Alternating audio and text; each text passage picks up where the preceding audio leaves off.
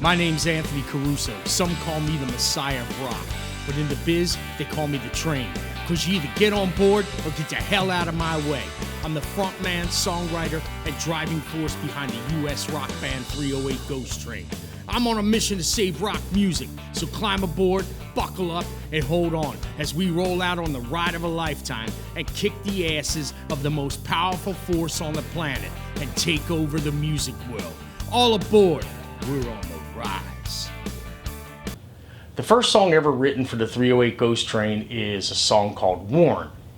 And it happened in a very dark time in my life, and I was actually contemplating life and death. I was in a very horrible relationship. I wasn't headed anywhere yet. I had lost my way. I felt like, I don't know if I can still carry on. And I don't know if I can keep doing this, even though I believed that I was destined to be a songwriter, and that's what I was born for and who I am. I was kind of at my wit's end with it. And that night I went home, about 5:30 in the morning, I woke up, the song had came to me in a dream.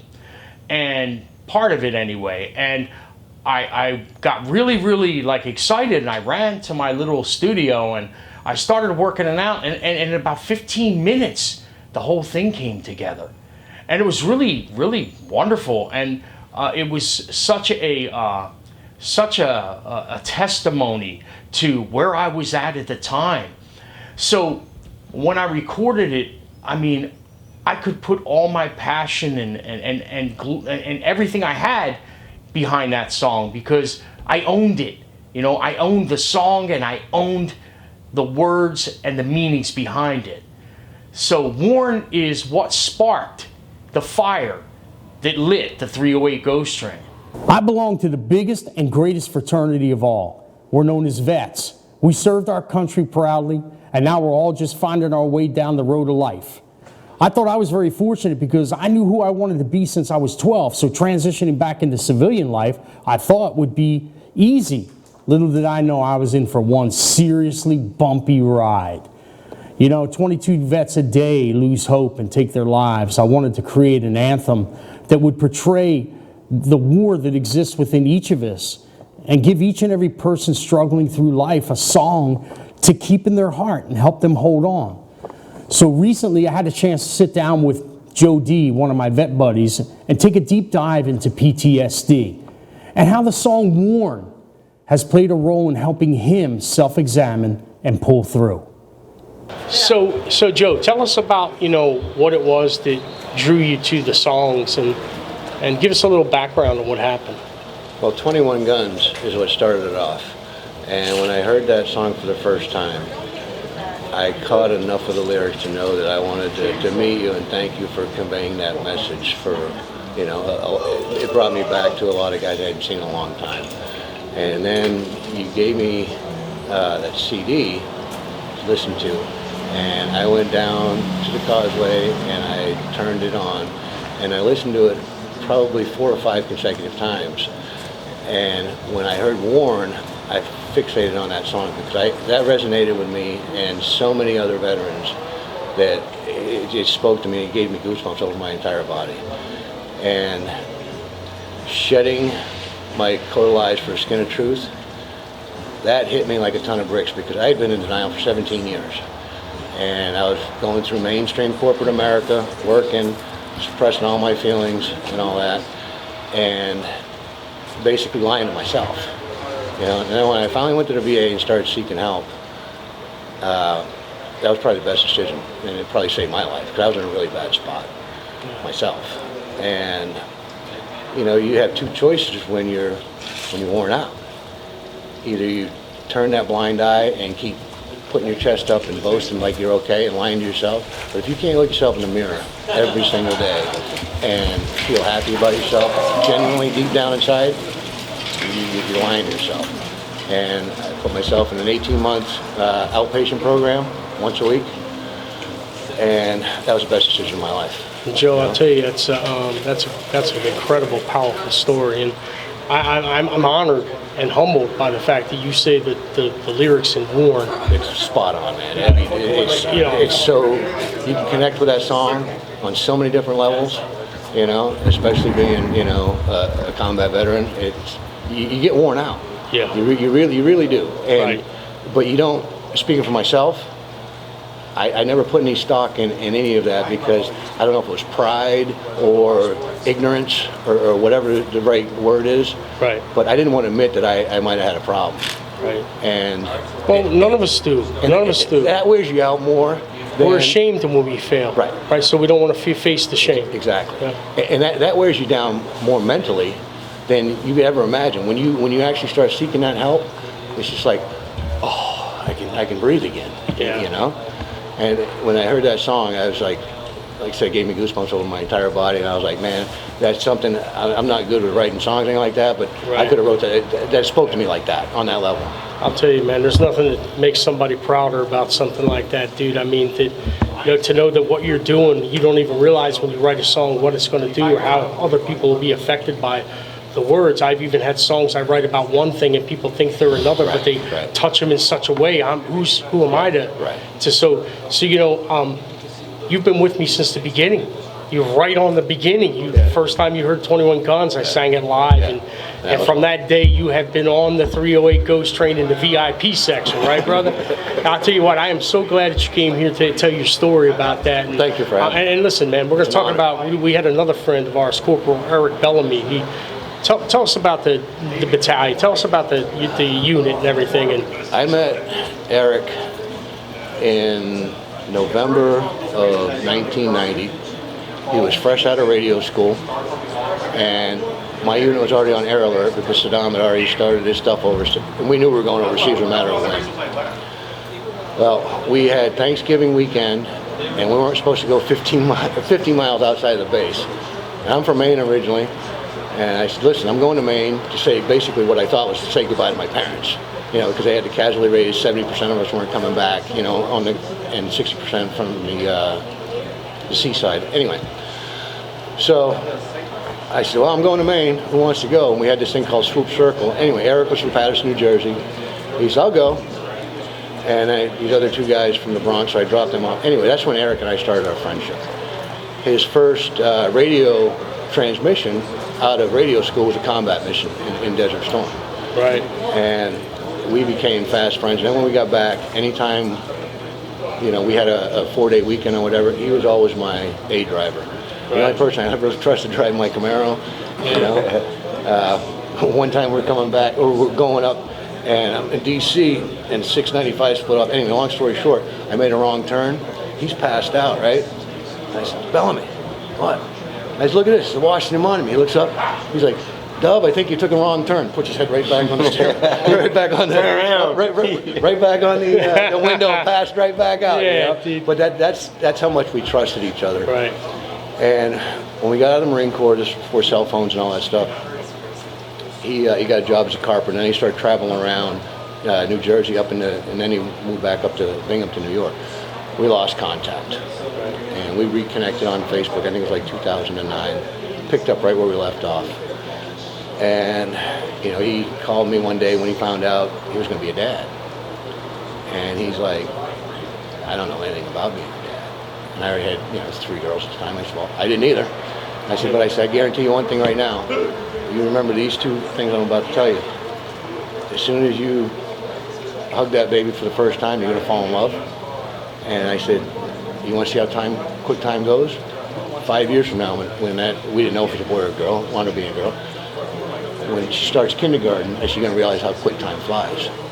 Well, he called me the day he started kindergarten, just crying. Yeah. He's like, Joe, man, he says, 5 years. I'm like, bro, tell me about it, you know? And, you know, we kept contact and texting all the time, and then he got sick. What year was that you found out he had been diagnosed or whatever? Was that a couple years later? Yeah. Yes. Yeah. That was 3. He died June 25th of last year. It was. How long was his battle? The summer before that, he came down here because my brother got him tickets to Disney. He wanted to take his daughter to the petting zoo up in Land O'Lakes to the tigers and all that stuff. And when he stepped off the airplane in Orlando, I hardly recognized him. You know, I was like, oh wow.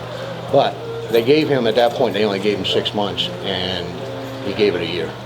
He gave it a year. He fought. He fought, man. He fought, yeah. Yeah, and he was a reconnect. Yeah. The reconnection with you, and I'll tell you, he had even said the songs had touched him in such a way, and he found hope in This Is My Home and 21 Guns, and he became a real staunch follower of 308 Ghost Train, to the point where he was trying to get, you and him were trying to get the whole battalion. Yeah. The whole battalion was coming in which was really honored. I was honored by that. We shared all the songs to our unit's Facebook page, and and this and that, and some of the guys are reaching out, going, man, this is right on. So the lyrics of the song and the mission you're on speaks volumes, and it's all spreading word to get that word I mean, out there, it's I always say being a rock and roller is like running for office. It's like being the mayor of the Diddy. You got to shake hands and kiss babies, man. You got, what I'm saying? You got to go around and shake hands, meet everybody, make friends, kiss. It's the same thing. And a big artist is the accumulation of a lot of small towns.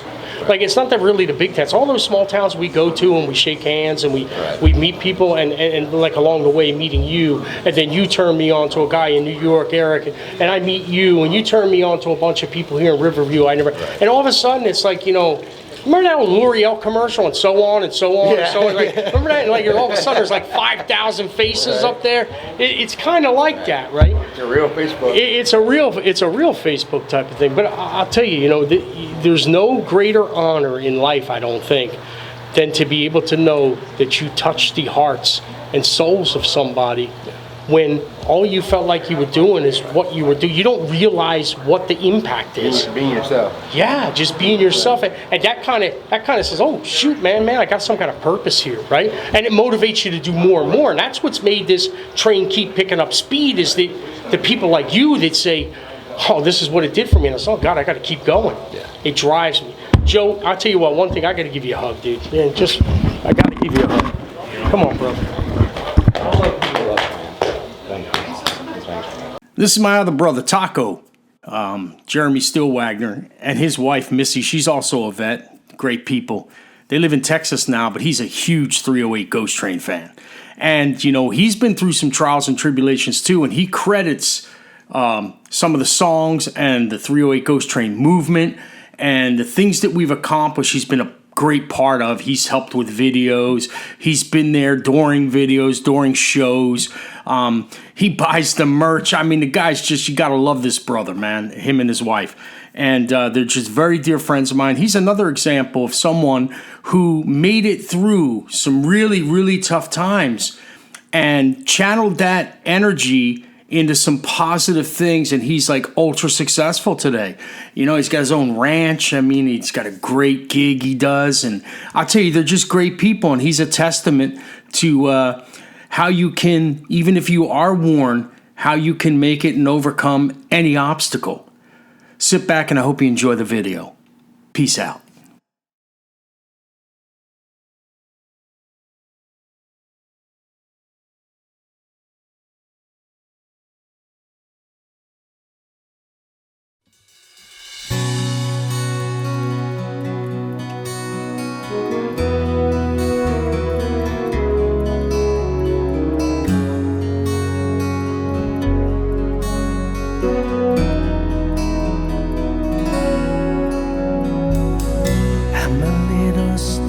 Inside life's middle round, my feet can't seem to steady on the ground. Don't know where I'm going or where I'll land. I know I'm riding in the palm of someone's hand. I'm on my way to being brand new, shedding masculine lies for a code of truth. Oh, these walls are closing in, and I need some breathing room. Well, I may be worn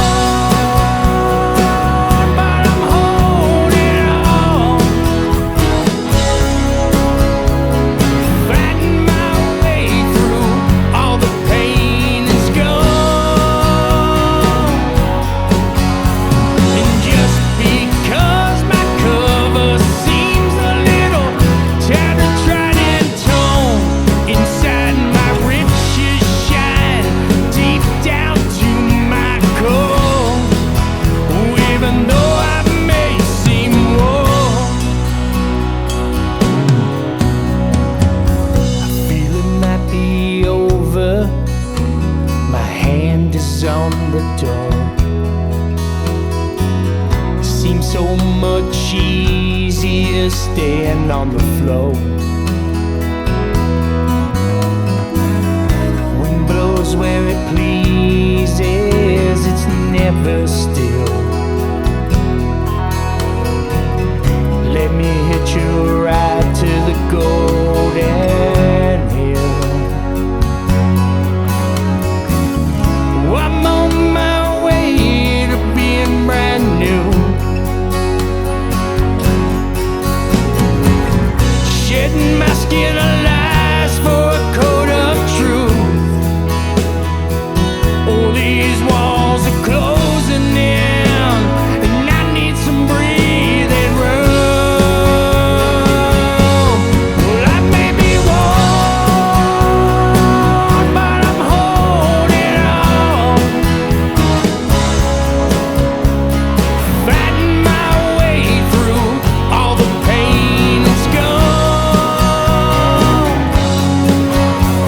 And just because my cover seems a little tattered, tried and torn, inside my riches shine deep down to my core. Even though I may seem worn, look at me, look at me. You just might see I'm warm.